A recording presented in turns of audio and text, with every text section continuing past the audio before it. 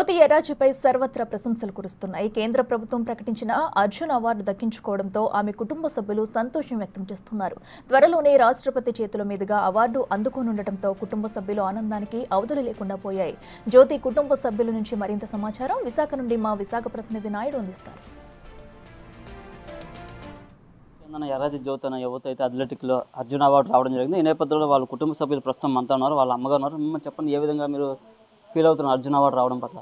మాకంటే ఇంతవరకనే 4 ఏళ్ల మధ్యన ఉన్నామో తెలియదు. ఇప్పుడు మీడియా వాళ్ళందరూ వస్తే మీ పాప ఎంత ఈ స్థాయికి వెళ్ళిందమ్మా, మీకు ఎంత ఆనందంగా ఉంటే మరి మాకు ఎంతో సంతోషంగా ఉందండి. ఇంత పేదంటి పిల్ల ఇంత సాధించిందంటే మా వల్ల తను ఏం ఆశించలేదండి. తన మంచి పేరు రావాలని, ఏదో మా ఫ్యామిలీ పేదరికంలోని నేను ఏదో ఒక లెవెల్లో ఉంటే నన్ను చూడగలనని తన మనోధైర్యంతో ఈ దేశాలన్నీ మెళ్ళ కొట్టుకొచ్చింది. ఇప్పుడు కూడా అక్కడికి వెళ్ళిందని మాకు ఎంతో సంతోషంగా ఉందండి. ఇంకా ప్రభుత్వం తరఫున ఇంకా గవర్నమెంట్కి మేమేం చెప్పుకుంటామండి, ఇంకా చెప్పవలసింది ఏం లేదు. తన ఏదో ఇస్తే తను తీసుకునే పద్ధతిలో ఉంటుంది. ఇంకా అంతకని మేమేం చెప్పగలమండి. అసలు ఒలింపిక్స్కి సెలెక్ట్ అవుతుంది అనమాట? వాళ్ళకి సెలెక్ట్ అవుతుంది అనుకోలేదండి. కానీ తన మరి భగవంతుడు ఇచ్చిన అవకాశం పెట్టి అంతవరకు వెళ్ళిందండి. దేవుడిచ్చిన అవకాశం పెట్టే. ఇప్పుడు ఎక్కడున్నారు అమ్మాయి? సౌత్ ఇండియాలో ఉన్నారండి. ఇప్పుడు రాత్రి ఫోన్ చేసిందండి, ఇంకా ఇప్పుడు హోటల్లో ఉందట. అమ్మ ఇలాగ ఆడడానికి వెళ్తాను, ఒక నెల వరకు ఇంకా అక్కడే గ్రేవ్స్లో అవుతాయి అని తను చెప్పింది. చెప్పండి, అసలు రాష్ట్రపతి చేతుల మీద ఇలా అవార్డు తీసుకుంటున్నారు, ఏ విధంగా?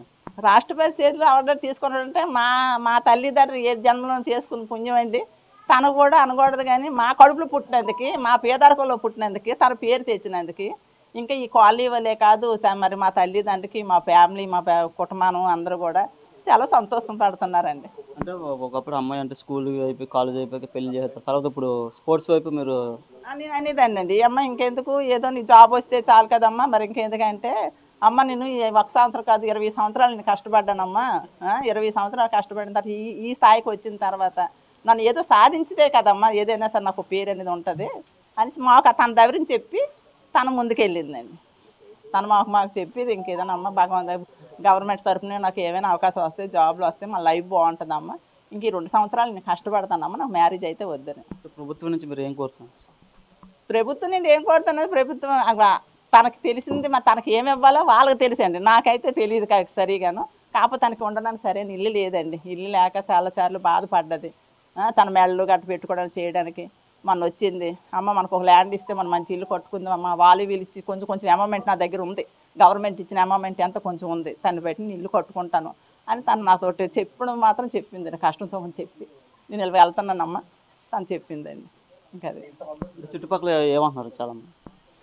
ఒకప్పుడు అనేవారండి, ఆడపిల్లకి భయం చెప్పలేదు కుమారి ఓలీసిందే, ఆ ఆడపిల్లకి ఏవైనా అయితే రేపు పొద్దున బాయితేటి అలాగే అనేవారు.